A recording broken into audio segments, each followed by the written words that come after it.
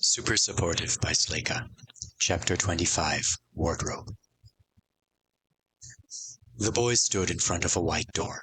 He didn't know how long he'd been standing there, or where he had come from, or what he was supposed to do next. His fingers rested on the cool metal knob without gripping it. He watched them for a while, then gradually he looked up. A sign had been affixed to the door with clear tape. It said, "Quarantine," in black marker. The handwriting looked familiar. He blinked slowly, and it changed. "Don't be afraid," it said. "We are here to help you." As though the phrase had triggered something, he had his first clear thought. "My name's Alden. What's going on?" He looked from left to right. There was nothing but endless, empty hallway on either side of him, and at his back he was scared to turn around. Something bad would happen to him if he did. He tightened his grip on the knob and twisted. The door swung open easily, and he stepped through into a room that glowed with a deep gold light. It was several degrees warmer than was comfortable.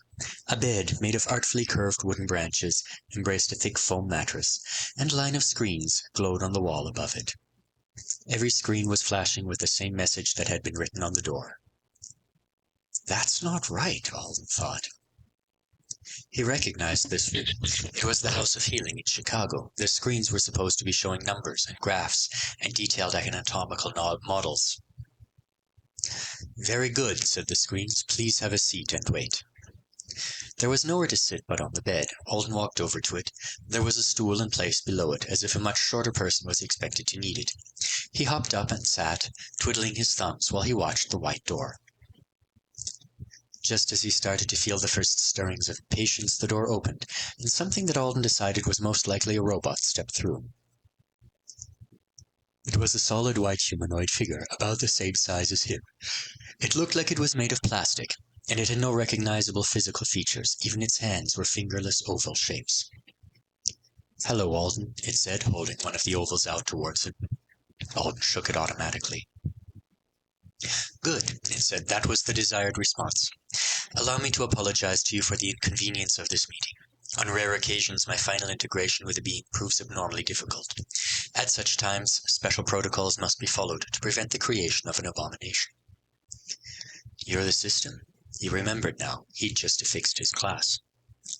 "Good," it said again. "The timing of your realization is within parameters, and your mind is intact. Affixation will be possible, though adjustments may be necessary in the future." "What's an abomination?" "You are not one. You merely contain a previously unencountered presence." Gorgon, thought Alden. It's whatever he did to me. "Yes. Prisoner 12,005,794 has slightly modified you." I didn't say that out loud. "We are currently in a room made of your own memories while I monitor your mental processes. Your thoughts are the entire source and purpose of this conversation." "It's just a little magically enforced veganism. Nothing for you to worry about." "Good. A sense of humor is a sign of a healthy mind. But I do not worry. And if I did worry, I would not worry about this. The presence is exerting a stabilizing effect on your existence, which is also one of my functions. It is merely new to me, and therefore more difficult to interact with." So the system was good with Alden's new mental weirdness? That was nice. But what if the Artonans weren't? "Anomalies are only reported if they exceed certain thresholds. Violation of spiritual or mental privacy incurs a debt." What the hell does that mean? The white robot tipped its head at an angle that somehow looked annoyed, despite the lack of visual information on its blank face. "It's too expensive to violate the finer details of the contract for the sake of small fry." "Insulting me while you play with my brain will probably give me some kind of complex, you know." "Good," it said. There was a long pause. Alden raised an eyebrow at it. "Fear for your own well-being is an appropriate response."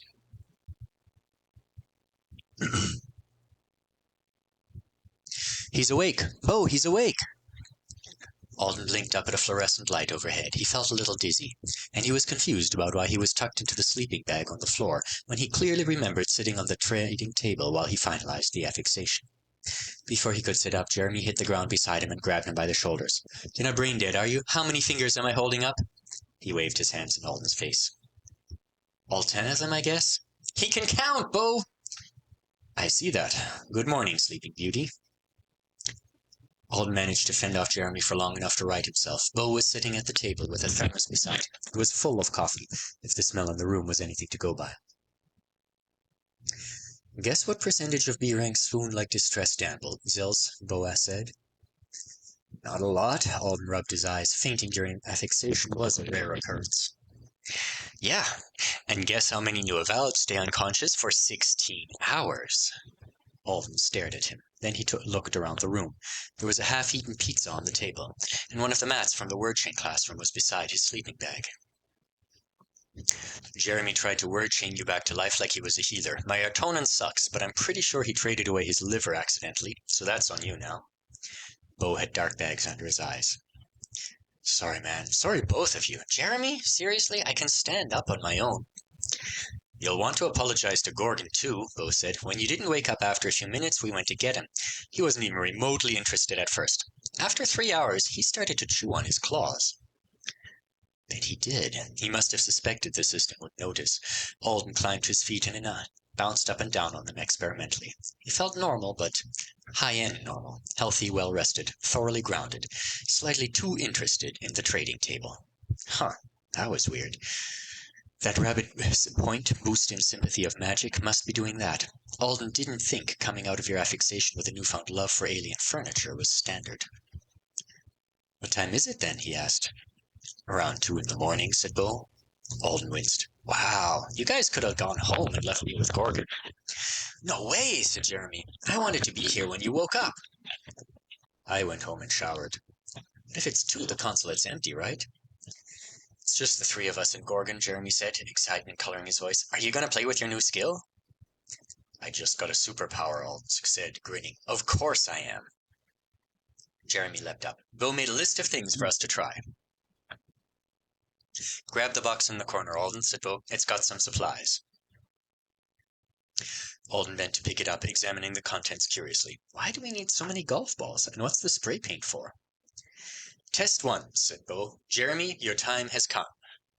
Without a second's hesitation, Jeremy karate chopped the box with all his might. With a startled yelp, Alden leapt back as it tumbled from his hands. Golf balls went everywhere. What was that for? Told you to grab the box, Bo said, making a note in a binder he bought. I wanted to see if you accepting the request automatically made me your target and start the preservation. But you could have told me that. It was funnier this way. After you pick up all the stuff you just dropped, we'll do test 2.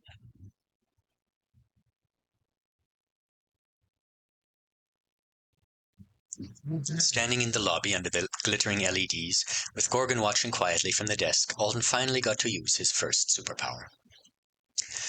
As far as acts of magic went, it wasn't that special. Target Bo, he said. Immediately, his system interface showed a ring of white light over Bo's head. Gave you a halo, Alden reported. Guess that's better than crosshairs. You're not trying to shoot me after all. Here's a package for you, Rabbit. Bo set the box of junk down, and Alden bent to pick it up. It's heavier, he thought at first, but that wasn't right. It was just his mind trying to wrap itself around what appeared to be a brand new sense. It was like the cardboard box in his arms suddenly had its own gravitational pull, but that pull only affected... my what? Focus? Willpower? The strange pull lessened and then stopped. For a second, Alden thought he'd adapted to it, but then he realized. Right. Cessation of carriage ends preservation. So if I take a step... It took his first, and then immediately stopped again, startled by how different it was. Oh, the Azure trait's going to take some getting used to. I can't imagine it wouldn't.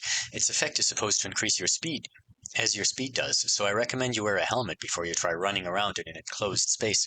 What's it feel like? My foot pushing off the ground felt normal, but... He walked a few more steps, testing it out. Getting more oomph out of each step than I should.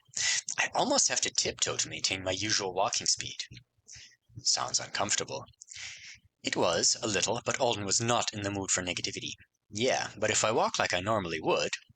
He gave it a try and managed a series of strides, more like short leaps than steps, with only the same amount of push-off. This is cool. It was easy to control. It was just confusing because he wasn't used to it.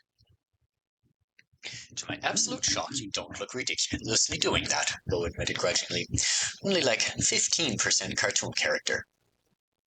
His posture's good, Jeremy said. Can I hit him yet? In shadow boxing for a while, for some reason he really wanted to punch a magic shield. Hang on. Alden, how's your skill working? The luggage skill, I mean, not whatever it is you're doing with your feet. Alden refocused on the box. That odd new sense was still there. A willpower drain still seemed to be the closest thing he could come up with for a good description.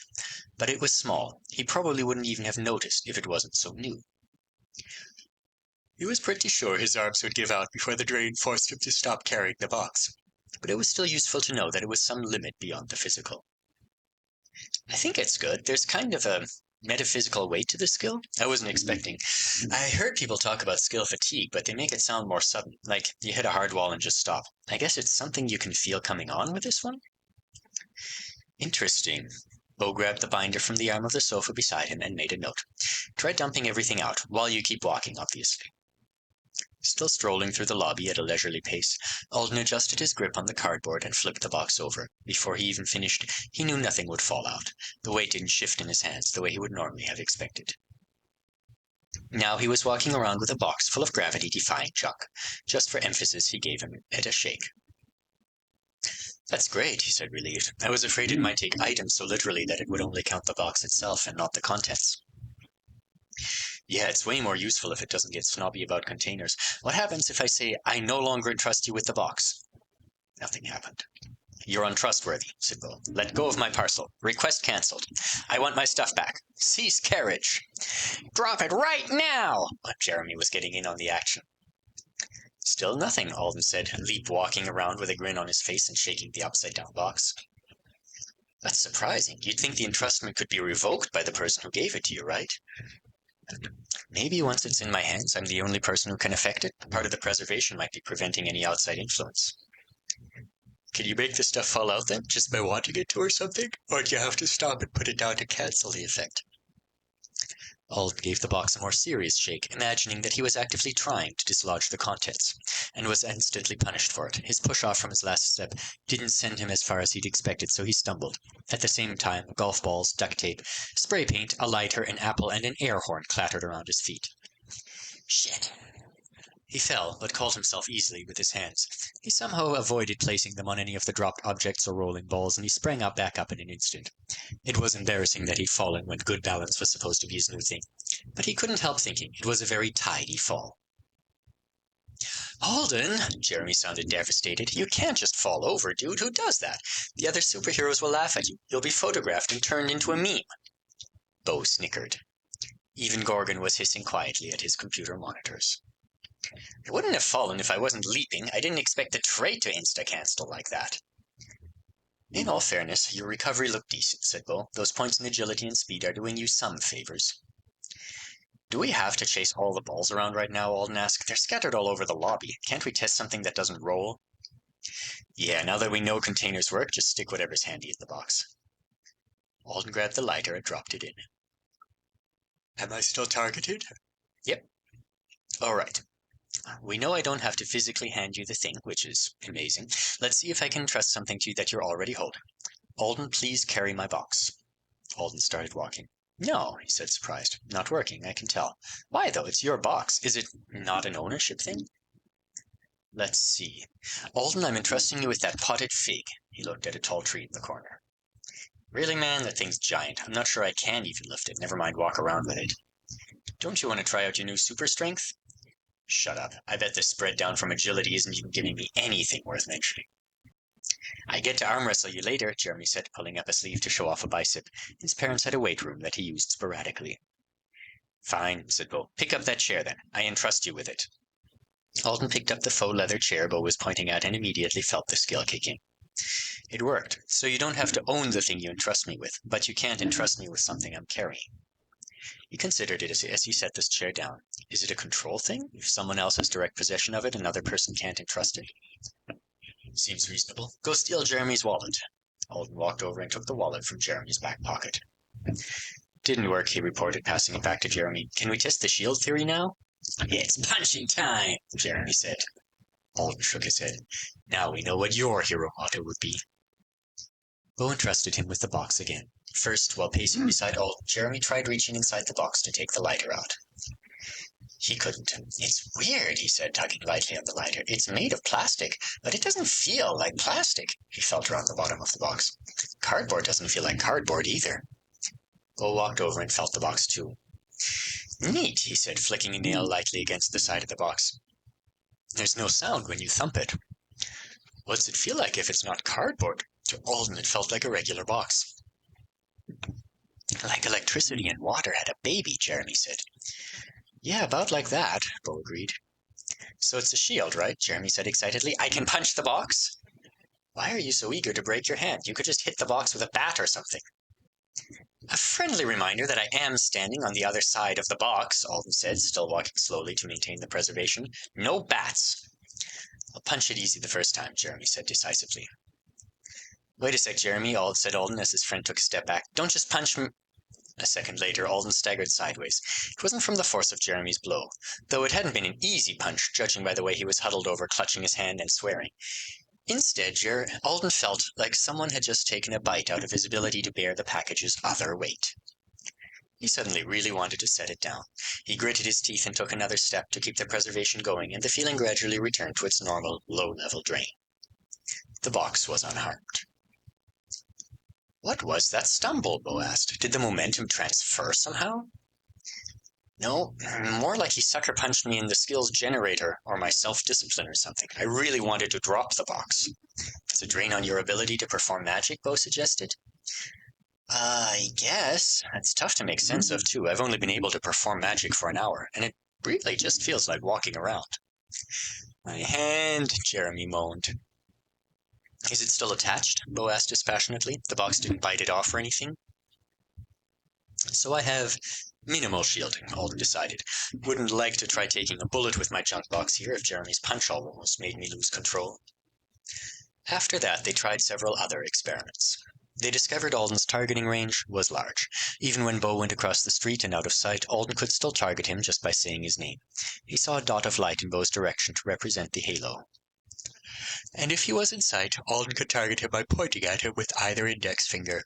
It was simple, and it would get even easier when he taught himself to give the command mentally. When Bo lit the lighter and passed it to Alden, the flame froze. And when he held a freshly cut slice of apple for several minutes, it wouldn't brown. Holding the lit flame by itself was slightly harder than holding the entire box had been. But it really wasn't a massive difference. They learned that anything counted as an item as long as it was physically touching the other components of the item. A bunch of random things stacked on top of each other could be one item. No part of an item could touch the floor, however, or it wouldn't be preserved. Alden had to carry it. But he could carry it in his arms, or on his back, or even in his mouth. Finally, worn out, and with some unexpected muscle aches from trying to master his new movement trait, Alden decided to reward himself with something from the wardrobe.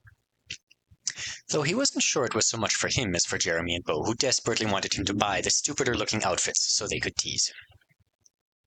All right, fine, he said, flopping into a chair and pulling up the wardrobe for the first time. On the sofa across from him, Jeremy and Bo had pulled up a copy of it on the laptop.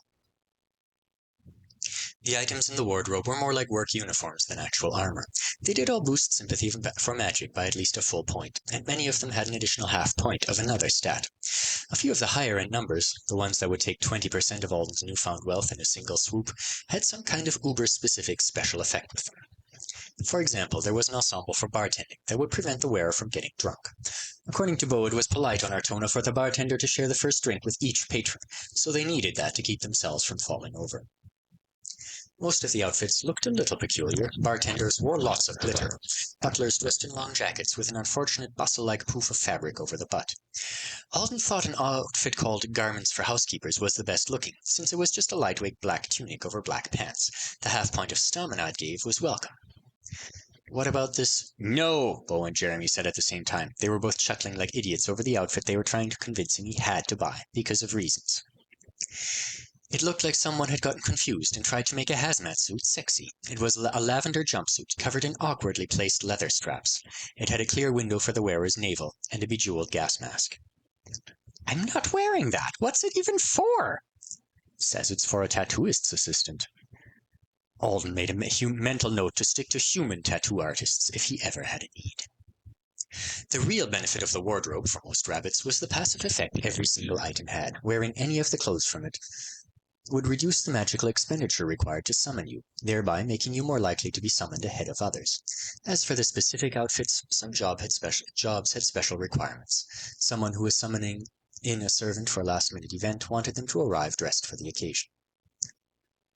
The ideal usage was to buy an outfit for a job you particularly wanted and then wear it. Every day. Despite Bo and Jeremy booing him, Alden chose 2 sets of clothes that he could stomach wearing regularly. The black housekeeper's garments, and a pair of cargo pants and boots in matching shades of forest green that would boost his strength by half a point. They said they were for expeditioners. Finally, he was left with his finger hovering over a possible third purchase. It was one of the $1 million pieces. It felt like it would be insane to buy it, especially since it was weird enough that he wouldn't want to wear it and try to make friends at the same time, but it offered a full point in dexterity and agility, and an effect that was actually useful: blast resistance. If he was wearing it, he'd have a little extra protection from heat and sudden explosive force. It was called Hot Lab Coat, and according to the computer, hot labs on the Triplanets were used for making magical bombs. Not where Alden wanted to be running errands, that was for sure, but still, a don't get exploded effect was hard to complain about. And 2 stat boosts outside the standard? Why is it so red? He demanded. Who thought that was a good idea? It was a long, shiny leather trench coat with a hood, which could have been manageable, maybe, if it wasn't the color of a stop sign. It also came with goggles. Alden couldn't tell from the description if he had to wear those too to get the benefits, or if they were optional. Finally, he just bought the thing. What was the point of being a millionaire at 15 if you couldn't do something a little out there with it, and Bo and Jeremy would be happy to have something to tease him about. He had the new lab coat teleported to him immediately, which cost him extra. The wardrobe was not a personal subspace, just a Rabbit-exclusive marketplace. But Alden could pay for the gear he bought there to be stored in and teleported from one of the system's warehouses. It was extravagant. Most people just stuffed their most frequently used gear in a backpack and carried it around. "You have to put it on," Jeremy said, staring at the glaringly red leather coat. "I want a photo." "So this is what you've chosen," Bo said, poking at the goggles. "Really not the superhero persona I saw you going for, but okay." "I'm not sure what persona this even is," Alden said, slipping the coat on over his shirt. It fit flawlessly, at least. "Just wanted something with some kind of actual defense, and I wanted to play with the extra agility." He started buttoning it. "Oh, wild, I can feel the dexterity. My fingers feel limber." He reached for the goggles. His interface flashed. "Summons to Artona 3 incoming. You do not have available refusal. Please make any necessary preparations. Time until summons, 48 seconds."